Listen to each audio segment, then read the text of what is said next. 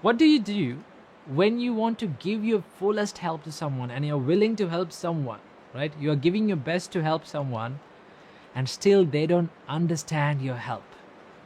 They don't understand the value of your help, and they don't understand the consequences of their bad habits, the bad things that they do. What should you do? Well, this is one of the most common questions that I get asked from people. I need to help this person. I care about this person. I want to help that person. I'm giving the best of mine, but still, they're not ready to take that help. They're not growing up. What should I do? Should I help them or should I stop helping them? Well, I'll tell you the Buddha story, right? Buddha had a cousin, and his name was Devadatta.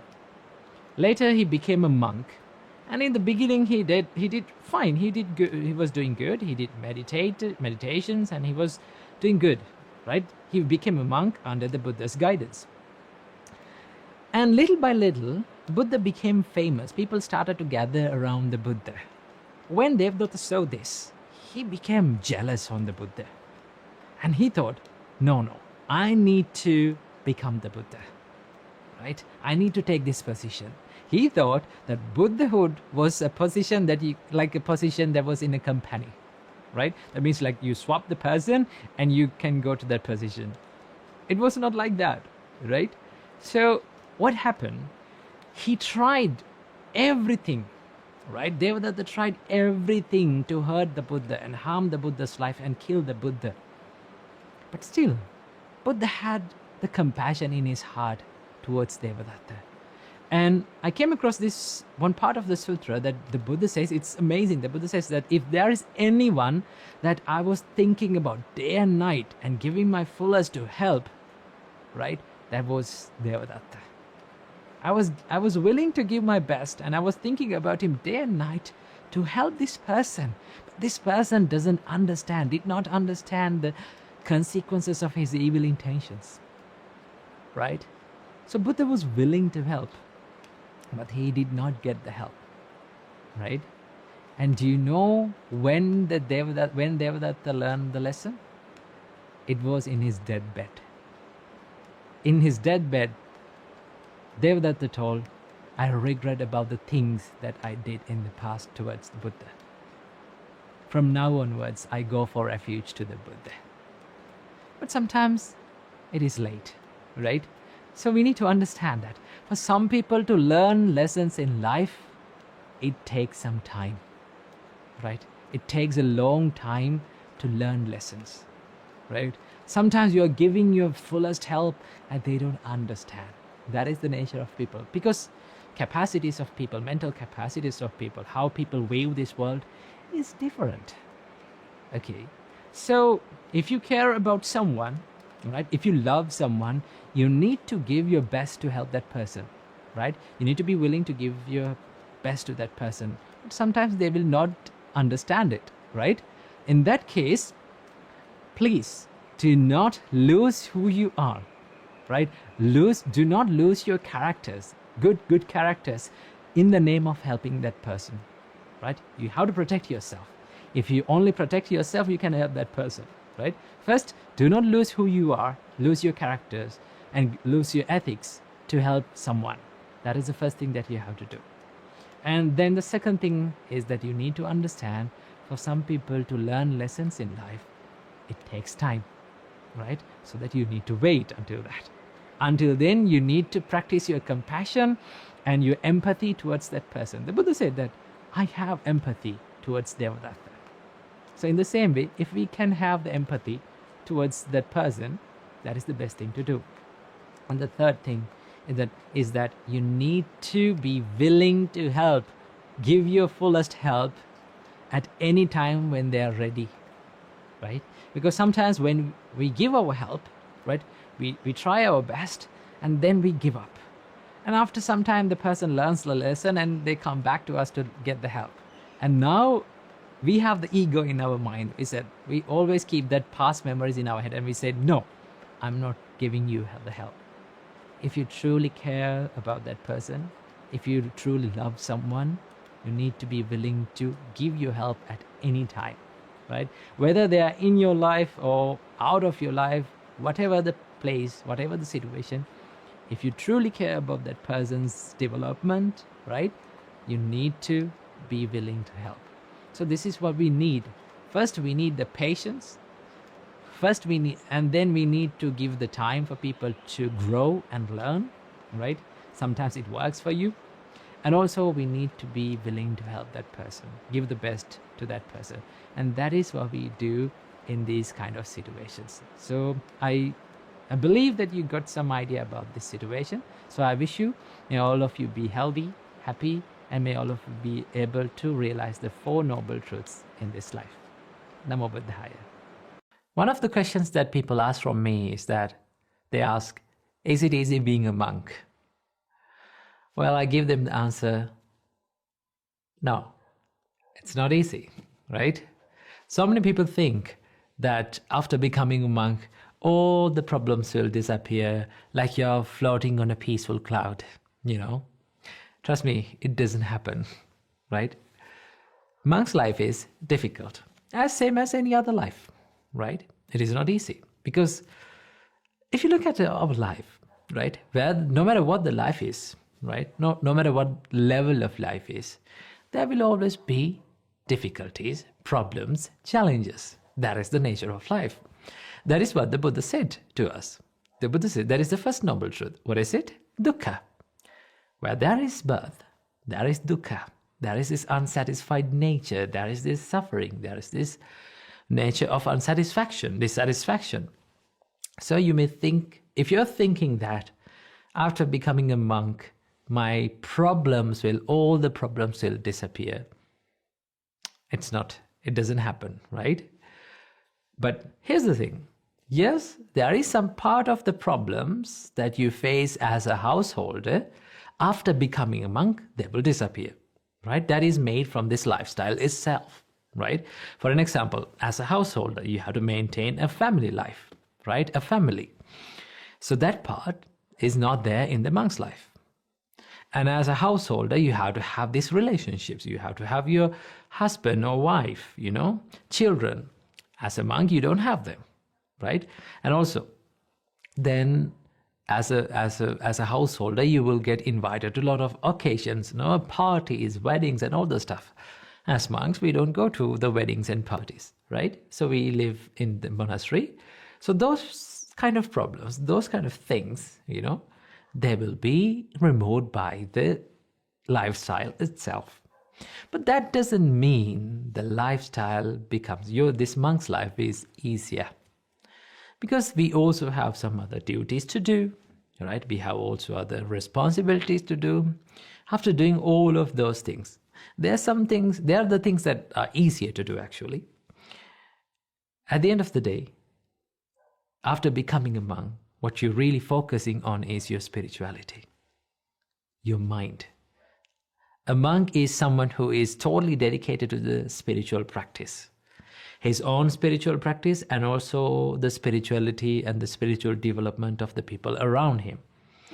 So when you work on that, right, you will face a lot of difficulties, a lot of challenges, One of the biggest challenges that we face as monks is to discipline our mind, right? As soon as you become a monk, your mind is not ready to become a monk, okay? I always say this for people, that it takes very few minutes to make a monk physically, like become a monk physically.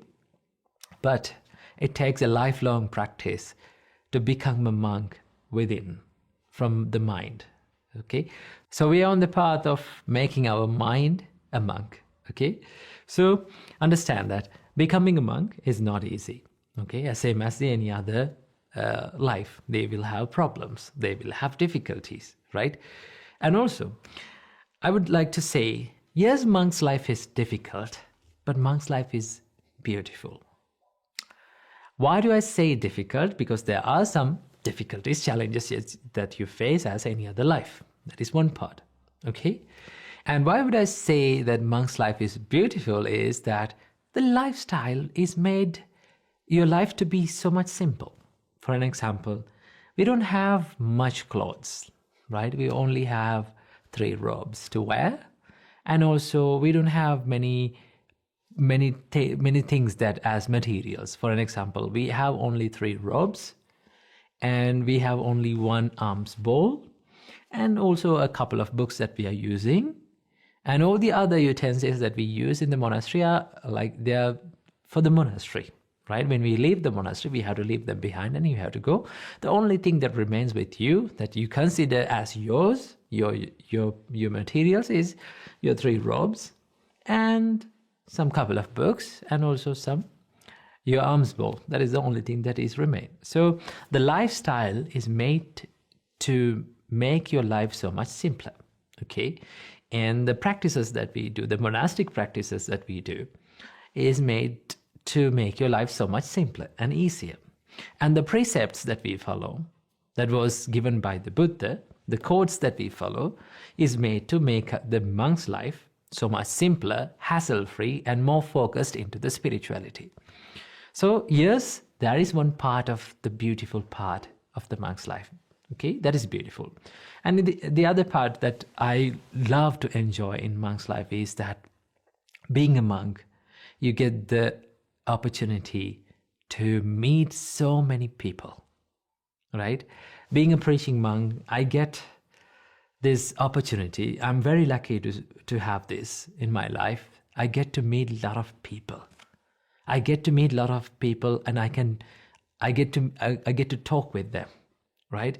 I can listen to their ideas. I can listen to their problems. I can share the Buddha's teachings with them and help them. And when I share the Buddha's teachings with them and when they get the help, it gives me a great happiness, right? So that part I love to enjoy, okay?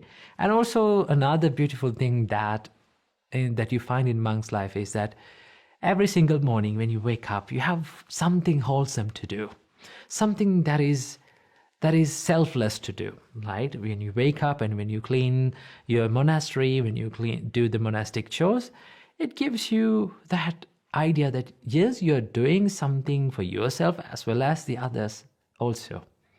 So these are the parts that we enjoy as monks, okay? And also one part, this is not only separated for monks' life, but also anyone can do that. We enjoy by listening and learning the Buddha's teachings, okay? You get a lot of time to learn the Buddha's teachings and observe and analyze the Buddha's teachings and practice the Buddha's teachings. So these are the beautiful parts of the monk's life. So don't think that monk's life is easy and hassle-free and problemless. No, as any other life, we also have problems, but we are working through them, right? We are practicing our mind to make our mind strong enough to face these problems, face these challenges through the Buddha's teachings. So I hope you got some idea about monk's life. So I wish you, may you be happy and may you be healthy. Namo Buddhaya. Okay, we are going to answer this question. This is one of the most common questions that most of the young people ask from me. Can Buddhism be explained through science?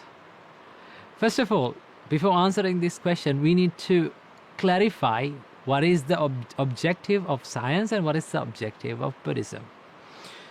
The objective of science, to simply say, to observe the outer world, explore the outer world. For an example, science, what science does is it observes this outer world, the planets, how the world works, how the nature works, how the technology works, how the current works, how the atoms, protons, neutrons, quarks, and this dark matter, everything works. The outer world, the material world. While Buddhism explores how it works within you, right? How the world that is within you works. Your mind, your consciousness, your perception, right? How these things form and how these things work. And also, Buddhism gives you the support to make your life, make your inner self better, okay? So, to simply say, science explores the outer world, and Buddhism and spirituality, spiritual practices, explore the inner world, okay? Now one can ask, can I explain Buddhism and can I prove Buddhism that is true through science? Not always you can do that. Because if you try to understand Buddhism through this perspective of science, through the scope of and through the frame of science, it's something like this. You're trying to explain something that goes into two opposite ways. Because science observes the outer world and Buddhism and spiritual practices observe the inner world. Can you fully explain what is within you through the science? No, because there are some parts that goes beyond the scientific experiments, scientific explanations. Okay? And there are some parts that spiritual practices and all these practices doesn't agree with science. Okay? So we need to understand that these two things serve different purposes, that we need to use these two things in different contexts and different places, because we need both. One can say, I've heard people say that we don't need science, we just need spirituality, we just need Buddhism, we just need meditation. No. Without science, right, without the advancement of the science, how can we thrive? Right? How can we make this world a better place? Look around us, right? Look how many things that science, how much better things that science has made. For an example, I'm talking to you, right? You're watching this video. Why? With the help of the science. Okay? So yes, we need science to thrive. We need science to make this world a better place, right? But we need to understand, science only cannot make this world a better place. Because science can make the material things better, give you the material comfort, make everything convenient, right? Make everything comes to your tip of your hand, right? And understand everything, the complexities of this universe. Science will do that. While Buddhism, spirituality will answer your spiritual problems, right? To make your life a better one, make your inner self more kind, right? More compassionate, more calmer person, right? It will help you to build up your inner qualities, inner values, right? So we need to practice and we need to understand these two things together, but we should not mess these things up. Okay? So then the question is, can Buddhism be explained through science? Up to some part, not everything. Okay, because simply it goes into two different ways. Okay, so we need to understand science as science, right? When we learn science and when we understand science, we need to understand it as it is. And when we come to Buddhism, we should not take the perspective of science to Buddhism and understand it, right? We should understand it as it is, because it serves a different purpose. So when you practice these two in balance, right, and when you understand clearly what are the purpose of these two practices are, then it will be easy for you to practice and develop your outer self and also develop your inner self. Okay, so I hope you got some idea about the science and Buddhism. So I wish you all, may you be healthy, may you be happy, and may you be peaceful. Namo Buddhaya. To be happy is every living being's right in this world. Everything that we do, everything that we say, why we are doing them, we do that to be happy. Just ask from yourself, why am I doing what am I doing? You can answer to yourself. You will find that the reason why I do everything in life to make myself happy. If I ask from you, why do you wake up early in the morning and just prepare some food and go out to work? To make yourself happy and to make others happy, isn't it? Yes. You gain happiness by making others happy as well. That you have to remember, right? So there are two types of happinesses in this world. The first type of happiness is called the material happiness, right? And also the other type of happiness is called the spiritual happiness. To call it a good life, to call it a perfect life, one must achieve these two types of happinesses in his life. One must experience both of these happinesses in their life, right?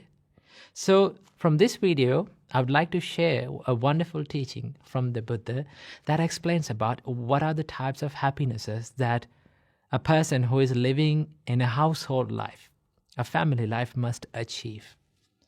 Now, according to Buddhism, there are two types of lives. The first type of life is called the household life. That means the people who are living in a family life, right? Maintaining a family, living in a house, engaging in material pleasures and all the stuff, right? A household life. That means you, right? And also, there's this other type of life. It is called the monk's life, right? Which we can call them the homelessness life. That means we leave our houses, we leave our families and become monks, right? So that we no longer own a house. We no longer own a family. We no longer maintain a family, right? So the ones who renunciate the household life, the ones who leave the household life, they seek a higher kind of happiness, right? That doesn't mean that they don't seek any kind of happiness. We as monks, why we become monks is to seek the spiritual happiness. Now, when you become a monk, it doesn't mean you totally deny seeking the material happiness, right? But for a monk, there must be a limit for seeking the material happiness, because as living beings, we can't totally deny seeking material pleasure. As living beings, we must consume some sort of material pleasures in this world. But that seeking, that consumption of material pleasure must not disturb the peace and the spiritual happiness that a monk is seeking, right? So for monks, there are limitations for material happiness, okay? But it is less of the material happiness and more of the spiritual happiness. So in this teaching of the Buddha focuses on household life, a householder, a person who is living a family life. To call that life a perfect life, a good life, the Buddha says that there are 4 types of happinesses that a householder must achieve in their life, right? The first type of happiness, the Buddha called it ati sukha. What is it? Ati sukha. Ati sukha can be translated into English as the happiness of ownership. Now, what do you mean by the happiness of ownership? Buddha explains the happiness of ownership as one must work hard, put his time and energy and strive and earn money righteously in the correct way, right? He must earn money, he must earn wealth in the righteous way. Now, what do you mean by in the righteous way? Is by you should earn money without harming anyone, without harming yourself and without harming the other people, without harming the society, right? If you earn money without harming anyone, that is the righteous way of earning money. Now, Buddha said, as a householder, you must be happy and you must enjoy earning money, right? Buddha was someone who did not say that you should not pursue happiness. You should not pursue material happiness. The Buddha said, if you are a householder, you must do that. That is your duty, right? So the Buddha said, strive hard, work hard, put your time and energy to what you're working on, and earn money righteously. That is a happiness that you can gain, right? When you have enough money to your life, then you can be happy about thinking that I own this wealth. This is my wealth. That is sort of a happiness that one can gain, right? That is the first type of happiness that Buddha said a householder must achieve in their life at some point in their life, right? That is the first one. The second type of happiness that Buddha taught for householders to achieve is called bhoga sukha. The bhoga sukha can be translated into English as the happiness of enjoyment. Now, first you earn money, right? Now you spend money and enjoy it in the correct way, right? The Buddha says that you have to spend money in a way that you should not harm yourself and you should not harm the other people as well, in the righteous way, right? So that When you enjoy, when you spend money doing good things like helping people, helping your parents, with your money, with the money that you righteously earned, and when you spend that money on the people who you love, right, to make them happy, it gives you a happiness, right? It is a great happiness that one can achieve. That you have to achieve in your life. Okay, so the second type of happiness the Buddha taught to achieve is called the bhoga sukha, the happiness of enjoyment.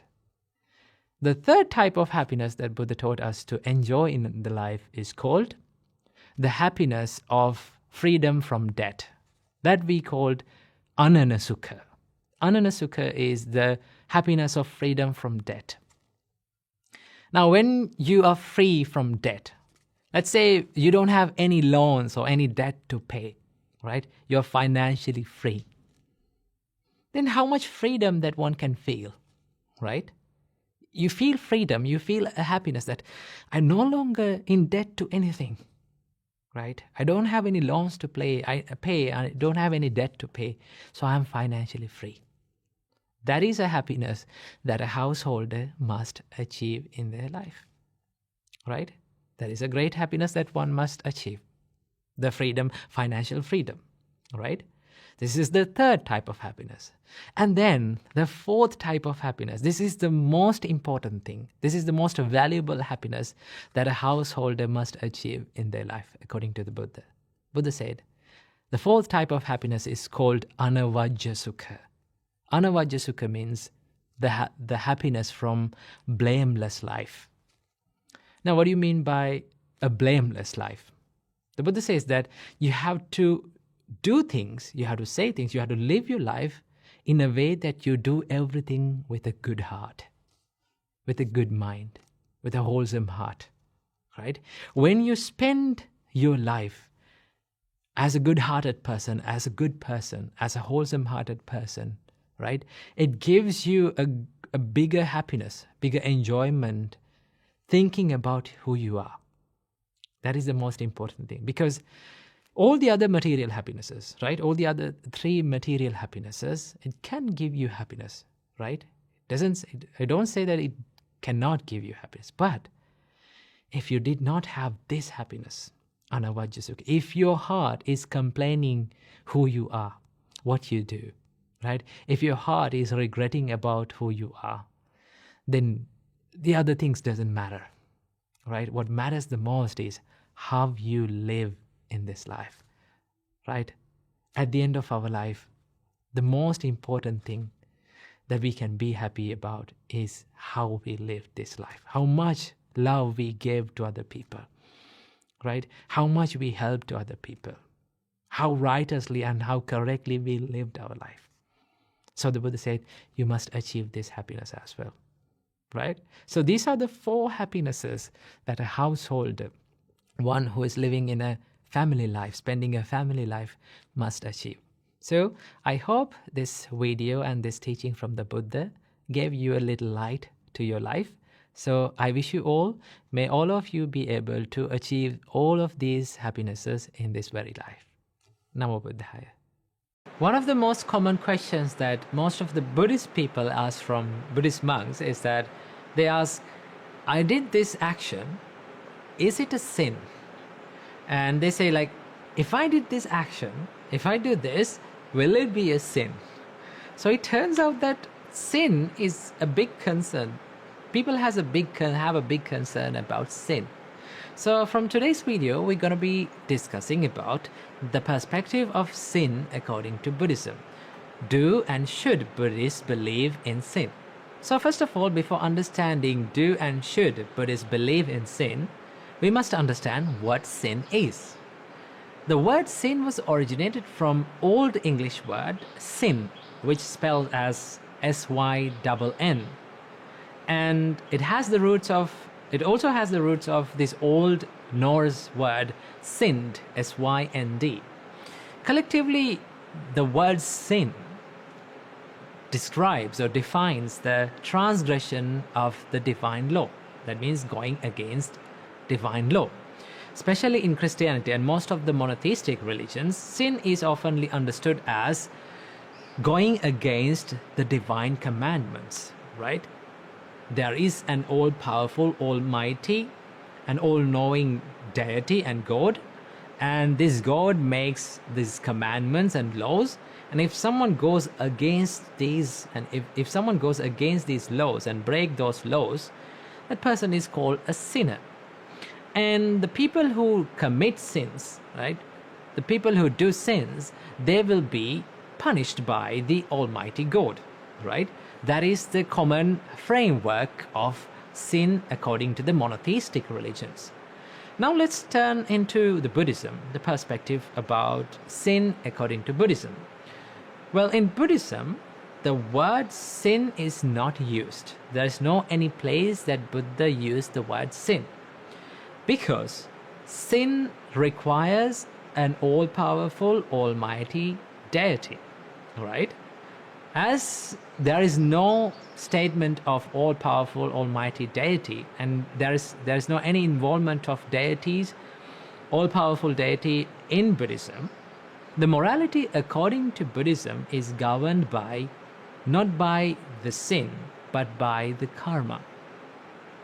Karma can be understood as the natural law of cause and effect, right? It is something like gravity. Like if you throw something into air, because there is gravity, it will eventually fall down as a result of throwing that, as a result of the gravity, right? In the same way, the Buddha explains, if you do something with evil intentions and negative intentions like hatred, anger, delusion, and greed, these intentions, right, the actions that were led by these intentions will lead to negative consequences, because in the beginning the cause and the intention was negative. If the cause is negative, then the consequence is negative. And if some actions were led by positive intentions like compassion and kindness and empathy and wisdom, these actions will lead to positive consequences, right? So it's simply like this. If you plant a seed, right, you will get the fruits according to that seed. Let's say you plant a mango seed, you will get mangoes, right? You plant a grape seed, you will get grapes. In the same way, the Buddha says, if you do the things with evil intentions, right, hatred, anger, delusion, the suffering follows that person. And if someone does actions with positive intentions, kindness and compassion, wisdom, then the happiness will follow.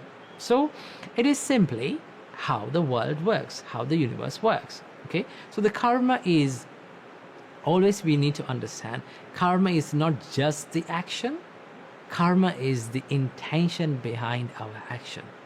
Okay, so according to the law of karma, when a person do certain kind of actions with certain kind of intentions, these kind of actions will lead to the consequences that eventually that person will experience, right? And one of the major differences between sin and karma is that in sin it requires the forgiveness from a deity, forgiveness from the divine, right? In karma, karma is something that you must work through yourself. And there is no any statement of any concept of being forgiven by a deity in karma, right?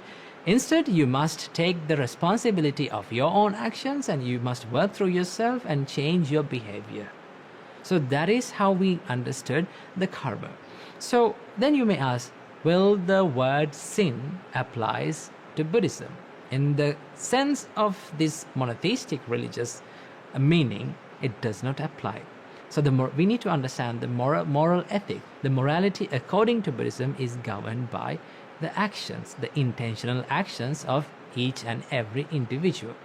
So this is the main explanation about the karma and sin according to Buddhism. So I hope you got some light about the sin and the karma.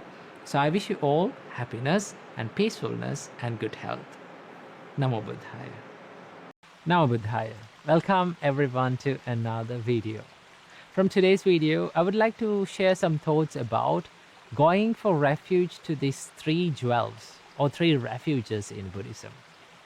Now, traditionally, all Buddhists go for refuge to these 3 gems or 3 jewels. And in other words, we call them 3 refuges, right? And it is a traditional way. And most of the time, the traditional Buddhists, they do it as a chanting, right?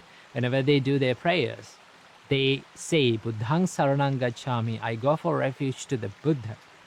Dhammang saranang gacchami, I go for refuge to the Dhamma, the Buddha's teachings. Sanghang saranang gacchami, I go for refuge to the Sangha, the monastic and the spiritual community. So one can think, okay, it is same like the other religions, you go for refuge, you believe in this Buddha and his teachings and the monastic community, it is same. But if you take a closer look at going for refuge, the process of going for refuge, there's a clear reason why we do this, right? And also we have to remember that just because we chanted Buddhang Saranang Gacchami, or just because we chanted that I go for refuge to the Buddha, Dhamma, and Sangha, doesn't mean that you truly go for refuge to the Buddha. Okay, so there's a way to do that. So let's discuss how we should do this. First of all, what are these 3 jewels? The first jewel or the first refuge in Buddhism is called Buddha.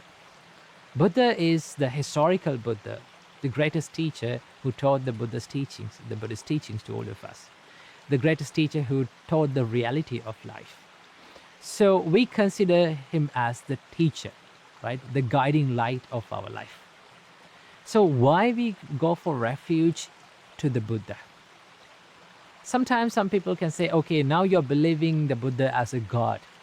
No, it is not the same way, because Buddha wasn't a god, and nor did the Buddha claim himself to be a god, right?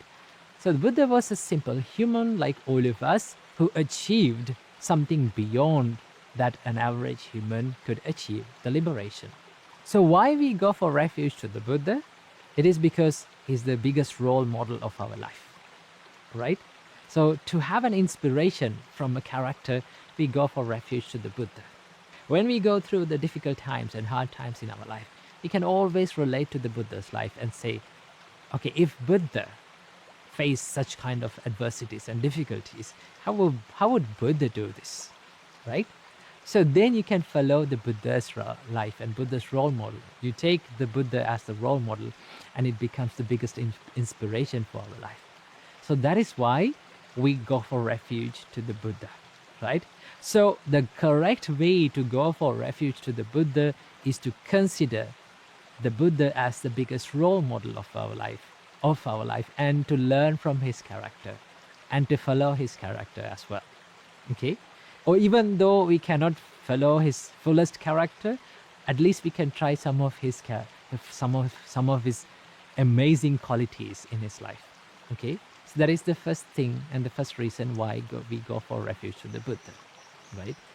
And then the Dhamma, that is the second jewel or the second refuge in Buddhism. Dhamma is the Buddha's teachings. Now, why we go for refuge to the Dhamma? It is to consider it as the framework of our spiritual practice. Buddha taught his amazing teachings for 45 years. And these teachings we consider as the Dhamma, right? So these teachings gives us amazing help to live our life and to understand the true meaning behind our life, right? So to provide this framework, provide this path, we go for refuge to the Dhamma. Now, how to truly go for refuge to the Dhamma is to practice it, right? Follow the Buddha's teachings and practice it. And that is the correct way to go for refuge to the Dhamma, okay? So first we take the role model and we follow his character, and also we follow his teachings, the Buddha's teachings. And third jewel or the third refuge is Sangha, the monastic community, the spiritual community who have achieved the levels of spirituality. Okay, why we go for refuge to the Sangha or this monastic community or the spiritual community is to give us the support for our spiritual practice. Because we all know we can't do this all alone. We need a community. Everyone needs a community of people to grow. So when we get together and when we get in touch with this spiritual community, we can take advice from them. We can take the experiential advice from them and grow ourselves, right? So as a help, as a support for our spiritual practice, we go for refuge to the Sangha, the monastic community. So this is why we go for refuge. And this is the real reason behind going for refuge to the Triple Gems. So I hope you got some idea about the 3 refuges in Buddhism. So I wish you all, may all of you be healthy, happy, and peaceful. Namo Buddhaya. How do I become a Buddhist? And how I convert to Buddhism? This is an FAQ that most of the Buddhist monks been asked by people. They ask like, how can I become an officially Buddhist? How can I convert to Buddhism? Well, when you ask that question, it is very difficult to give an exact way of converting to Buddhism, like ceremonial way, because in other religions there is this process, there is a ceremonial way of converting to that religion, like baptism, right? But it is in Buddhism, and there is no process or there is no ceremony of baptism, right? But the process, the way that is a process that is very closer to the conversion, that you can say converting to Buddhism, is going for refuge to the Triple Gems, or going for refuge to the 3 refuges in Buddhism. Now, we've discussed about the 3 refuges in Buddhism in another video. If you like to learn about what 3 jewels and 3 refuges in Buddhism are, you can check out that video as well. So the 3 jewels or 3 refuges in Buddhism is, first one is the Buddha, right? Or the historical Buddha himself. And the second jewel or second refuge in Buddhism is the Dhamma, the Buddha's teachings. And the third refuge is the Sangha, or the monastic community. So if you follow the Buddhist path, one must take refuge in these 3 refuges, right? Buddha, Dhamma, and Sangha. Buddha and Buddha's teachings and the monastic community. Now, why we go refuge to the Buddha? There's a reason behind it. We go for refuge to the Buddha considering him as our inspiration, right? We always look up to his life, way of life, right? And we adopt those valuable qualities to our life. We try to follow his life, character, right? Although we can't follow it for the perfection, we must try to do that. We must learn from his life, right? So as the inspiration, as the role model of our spiritual path, spiritual practice, we go refuge to the Buddha. That is the purpose behind going refuge to the Buddha. And the second, the Dhamma, the Buddha's teachings, why we go for refuge to the Buddha's Dhamma or Buddha's teachings is because it provides the framework for the spiritual practice, right? It provides this framework to us to follow the path. Okay, so we must have the confidence to follow that. It doesn't mean that you have to blindly believe it, right? It doesn't mean that you have to have the blind faith. You cannot have any questions, right? In Buddhism, there is no anything that is unquestionable, right? Everything can be questioned, right? You may have doubts, you can have doubts, right? Doubts are always seen as sign of improvements according to Buddhism, because Buddha says that if someone thinks, right? If someone thinks about the reality of life, he may have some questions, right? So that he goes on asking the questions, what is the meaning behind this life, right? What should I know? How should I see this life? So when he asks questions, then he gets the answers, okay? In that way, he must seek something. So in Buddhism, we follow the Buddha's teachings by asking questions and by self-exploration and putting it into practice, not just because merely we believe in it, okay? That is the purpose of going refuge to the Buddha's teachings. It provides us the spiritual framework. And why we go for refuge to the Sangha or the monastic community is because they provide us the spiritual support, the living spiritual support, right? So to get that spiritual support, we need to have confidence on them. So what we do, we go for refuge to the Sangha, right? So these are the 3 refuges in Buddhism. Now, how to go refuge to the Buddha? and Dhamma and Sangha, these three jewels and three refuges, there is this traditional way of doing it. That is by chanting it, that Buddhang Saranang Gacchami, Dhammang Saranang Gacchami, Sanghang Saranang Gacchami. We chant it for 3 times. And that is the traditional way of going for refuge. You can closely say that this is the way of converting to Buddhism. But here's the thing. Just because you said it, or just because you chanted that Buddhang Saranang Gacchami, I go for refuge to the Buddha, I go for refuge to the Dhamma, I go for refuge to the Sangha, the monastic community, doesn't mean you actually become a Buddhist. Right? Because all these refuges follows, and it provides a purpose. We need something to do in it. So what we need to do is we need to follow the path, follow the practice, follow the Buddha's advice, right?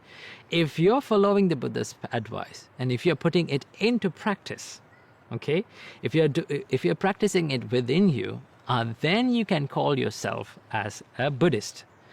But understand, the term Buddhist did not exist in the Buddha's time, right?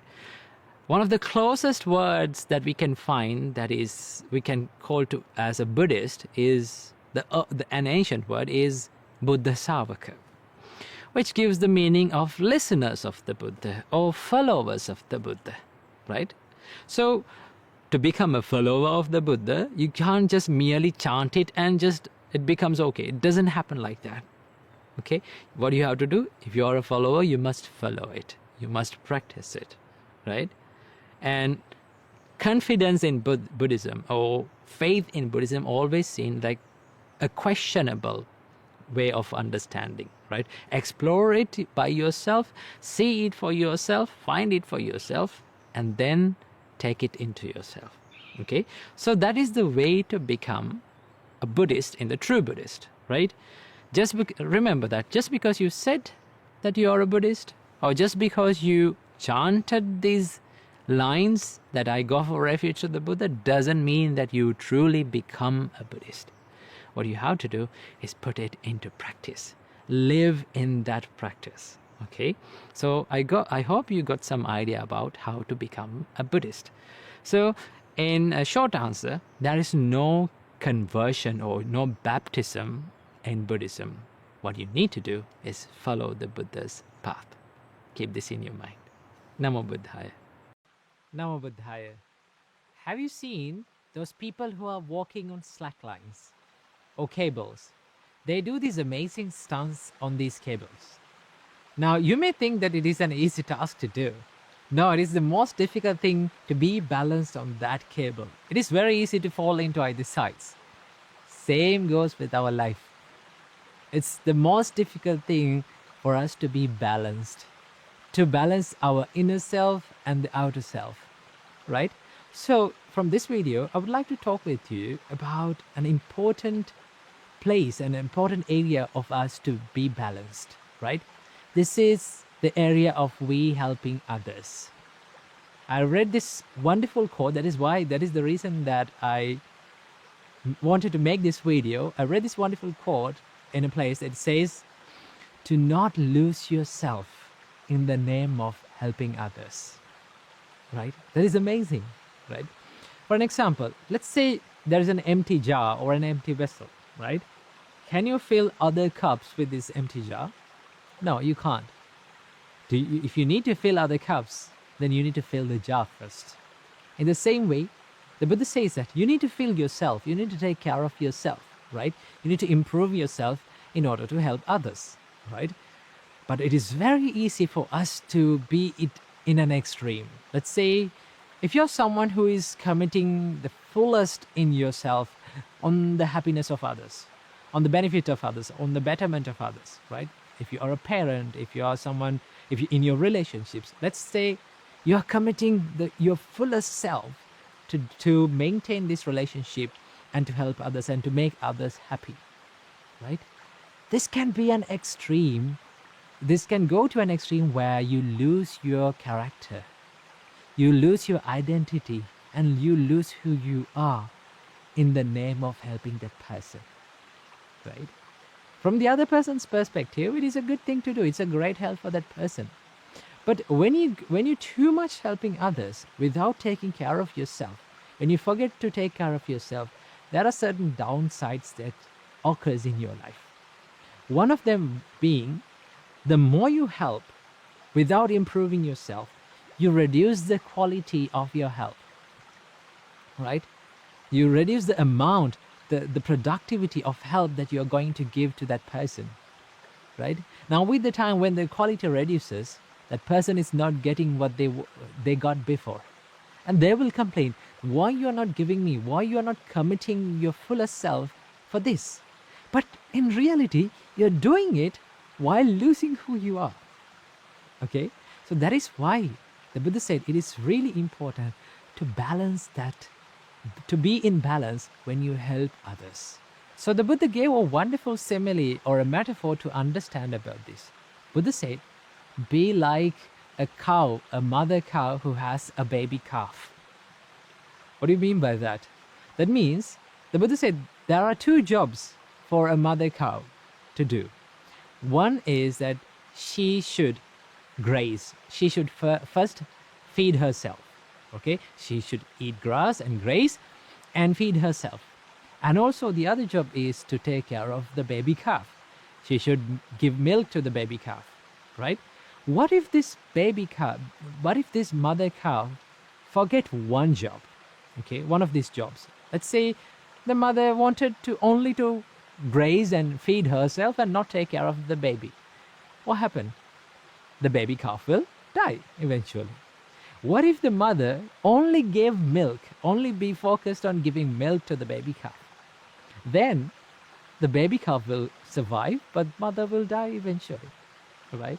So in the same way, the Buddha said, for monks, as monks, we live and we are committed to a spiritual life, right? That is the sole purpose of entering a monkhood, to live a spiritual life, to be more focused on the spirituality. Now, when you do that, it doesn't mean you don't help others. You don't help and you don't work on others' happiness, right? But when you do that, okay, one part of our monkshood is to help other people with Dhamma, with Buddha's teachings, and helping with doing charity and doing helping them with emotionally, right? When you do that, there is this part, we forget our main idea. We forget our main goal, why we came to this monkhood. And our jobs go in the other way. Okay, sometimes it's very easy for us to be engaged in charity, to help other people and be there for other people when they need. But when you do that, sometimes we forget to improve ourselves.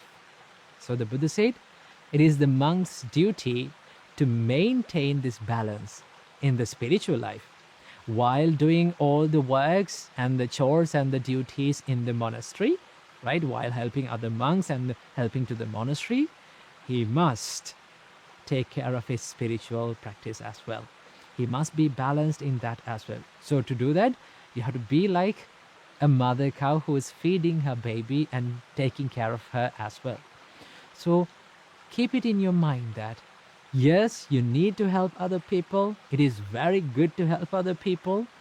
And if you need to give your fullest self, if you need to make others happy, that will make you happy, what you have to do? First, we need to improve ourselves. Okay? So that is why it is really important to have some time during the day to take care of yourself. I like to call this me time. I have this me time every single day. No matter what duties that I have, I spend time for myself. Learning something, maybe practicing something to myself, to my benefit, so that I can help you people and people around the world in a more good way, in a greater way. Okay? So it is really important for all of us to balance this help to others and also help to ourselves. So I wish that you got some idea about this balance in life. So I wish may all of you be healthy, happy, and free from sufferings. Namo Buddhaya. Namo Buddhaya. Welcome back to another video. We all know that it is very easy for all of us to judge someone by their character, by how they speak, by how they behave, by how they deal with problems, it is very easy to make these assumptions. But most of the times, these judgments that we make are not always the correct, right? Sometimes we think about a person as, in a way, this person is good, either good or bad. But later we realize that they are not as good as they are. They are not they are not as bad as they look, right? So the judgments that we make are not always correct. But to deal with people, to be with people, to make relationship with people, we need to understand people. Somehow we need to have a good idea about who the person is. But it takes a very long time to understand. So today from this video, I'm going to share some valuable facts from the Buddha that was preached by the Buddha about how to make judgments, how to predict a person, how to understand the character of a person. The Buddha explained this in a sutra in Anguttara Nikaya. The Buddha says, by living together with a person, his virtue can be known. And this too, only after a long time, not casually. By close attention, not without attention. By one who is wise, not by one who is stupid. Now what Buddha means by this is that if you need to understand someone's virtue, someone's life moralities, someone's ethical behaviors, you need to take a good time to understand it. You can't just look at a person and judge by their actions and how they behave, right? The Buddha says this to be known, the virtue can only be known, this too only after a long time, not casually. So what Buddha invites all of us to do is to take a good time. You deal with a person by being with that person, by living together with that person. You will gain some idea about their virtue, right? How trustful they are, how they behave. But this too take a long time. So what Buddha tells from this is to not to be panicked, to understand or to make judgments about a person. And then the Buddha says, pay close attention, not without attention, right? If you didn't pay attention to their virtues, you may not be able to understand that person. And also the Buddha says, a person can be known, their virtues can be known only by who is wise, not by one who is stupid, right? So you need to be very wise when you understand about someone's character. And also the Buddha says, by having dealings with a person, his integrity can be known. And this too only after a long time, not casually, by close attention, not without attention, by one who is wise, not by one who is stupid. So the Buddha says their integrity, right, their character, how faithful they are, or how loyal they are, right, how trustful they are, only you can understand about this after a very long time. And then the Buddha says about a special thing. The Buddha says, in misfortune, a person's fortitude, a person's patience can be known. And this too only after a long time, right? How to judge someone's patience? When they experience misfortune, when they are going through adversities, when they are going through difficult times in their life, only we can understand how patient they are, how much they have practiced this patience, how much courage and how much grit that they have in their life, right? But this also to what? You need to take a good time. It's not easy for all of us to understand about a person with a short period of time, right? You may think, okay, I understood the person, but it is not, right? Human minds are so much complicated and so much complex when it comes to understanding, right? It's not easy to understand. That is why the Buddha said, the difference between animals, like the other animals and humans, is that the other animals, they express their mistakes, they express their weaknesses But humans, it is very difficult. The Buddha himself says that it is very difficult to deal with humans. It is very difficult to understand a human. Why? Because a human will always cover their weaknesses. They hide their weaknesses. So it is not easy to understand. So what Buddha means by all this sutra is that you can't judge a person by just casually. You have to take a good time. You have to be patient. You have to have a good mind of understanding to take a good idea about that person is, right? And also then the Buddha says how to judge a person's wisdom, how wise they are. The Buddha says, by conversation, a person's wisdom can be known.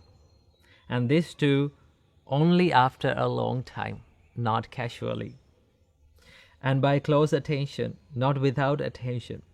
By one who is wise and not by one who is stupid, right? So to understand someone's wisdom, how to understand how wise they are, you have to have a good conversation, deep conversations about life. And also, you have to take a good time to understand their wisdom, okay? Because sometimes the people who appear to be wise, people who appear to be good are not always as good as they look, right? So I hope you got some idea about how to judge and how to understand a person's character. So I would like to end this video with a wonderful quote by Mrs. Dow Santamata. In her quote, she says, "It is easy to judge. It is more difficult to understand. Understanding requires compassion, patience, and a willingness to believe that good hearts sometimes choose poor methods. Through judging, we separate. Through understanding, we grow." So, I would like to invite all of you to not to be too quick to judge someone, and do not judge a book by its cover. So, take a good time to understand about people. Take care. Namo Buddhaya. Namo Buddhaya. We all know that letting go of the anger, letting go of the resentment is not as easy as we think, right? People might say to us, let it go, forget about it, don't think about it, and what had happened, happened. But the person who is in that situation, person who is really dealing with that person or that problem, only knows how difficult it is and how painful it is to experience that. But here's the thing. If we need to be at peace, if we need to make peace with ourselves, we need to learn a way of thinking and a way of dealing with these kind of people and these kind of situations. And that is why I need to introduce you to a way of thinking that Buddha taught us to do, to deal with such people and to deal with such situations, right? The reason why I needed to make this video is that the other day I was reading this sutra and I came across this one part of this sutra, which is I find really inspiring and really valuable advice from the Buddha. So first of all, let's take a look at what Buddha has to say about this. The Buddha says, one may apply to that person the fact of ownership of karma. Let's name this way of thinking as the ownership of karma. The Buddha says, this worthy person is the owner of his actions, the heir to his actions. His actions are the womb from which he has sprung, his relations and his protection. Whatever he does, good or bad, he will be heir to that. To remove the grudge or remove the resentment of someone, the Buddha advises us to look at their karma. Now, what do you mean by karma? Karma is the action, karma is the intentional actions that we do from our body, from our speech, and from our mind, right? Now, with these intentions, we create sort of consequences. The other part of the karma is called consequences of karma, which we call in Pali vipaka, right? So with this karma, there's one part called the vipaka. That means the consequences of karma, right? So the Buddha says, whatever the karma you do with intentions, whatever the intentional actions that you do, it generates its own consequences, right? So the Buddha says that if someone does actions with his body, speech, and his mind with an impure intention or impure mind, the suffering follows that person like a cartwheel follows the ox, right? So in that case, let's say if someone is hurting you, right? If someone is hurting you and hurting your emotions, so that person is doing that intentionally, right? With that intention, he generates karma. Now, if you consider about that intention, you can clearly say that intention is not pure. It is an impure intention. So with impure intention, what generates? Impure karma. And when one generates impure karma, the suffering follows that person. So when you look at someone who is hurting you, you can think, okay, whatever they do, right now they're doing an unwholesome action, so they're going to go through the consequences of that action. And whatever I do, right, how I react to that situation, how I react to their expressions and their way of behaviors is my karma. Now, do I need to get intervened with their unwholesome actions? Do I need to collect such unwholesome actions to my life, such unwholesome karma to my life? Then you can tell to yourself, I clearly don't want that to happen to myself because I care for myself and I love myself. When you think about that, it's a great way of thinking about such people, right? So whenever you come across with a difficult customer, a rude customer, what do you have to do? Okay, you have to think, whatever the karma that they are going to collect is their own karma. And how I respond to that karma is my karma. So I choose to respond to this situation with kindness, compassion, and patience, and maturity. Most importantly, maturity is really crucial when you are dealing with such people. Okay, I always say to people that when someone is angry with you, when someone is yelling at you, be the bigger person. That means be someone who is bigger than that person's qualities, right? Be someone who has bigger patience than that person. So when you face such situations with patience and maturity, you can deal with such people in the correct way, and also you can let go of that anger and resentment with time, right? I know most of the time you will not be able to do this as quick as you want, right? Although you may need to let go of the anger quickly, it won't happen. But it's okay. Take a good time to let go of the anger by thinking like this, right? So let's say you are going through a difficult situation and someone is angry with you and you are angry with them, right? You hold on to this grudge and resentment in your mind. Then what happens to you? The more you hold on to it, who is the person who is going to get hurt? You're the person who is going to get hurt, right? Because there's a nice saying that says, it's a Buddhist saying that says that if you're angry with someone, right? If you're holding and you're hating someone, it's like holding a hot coal, right? Or red hot iron ball in your hand, and you're trying to throw it at another person to hurt that person. If you take a red hot iron ball to throw it to a person, who is the first person is getting hurt? You're the one who is getting hurt first, right? So in the same way, if you hold on to the anger, if you hold on to the resentment about someone, the first person who is going to get hurt is you. So when you understand this, and when you understand that self-care, self-love, self-compassion is important to heal, then you can let go of that anger. So this is the way to think about the person. Think in the perspective of karma, right? Whatever they do, it is their karma, and how I respond to that is my karma. So I choose to collect a good karma to my life by responding to that situation with patience and maturity. So I hope this idea will help you to deal with such people in the correct way. And I wish you all, may you be healthy and may you be happy. Namo Buddhaya.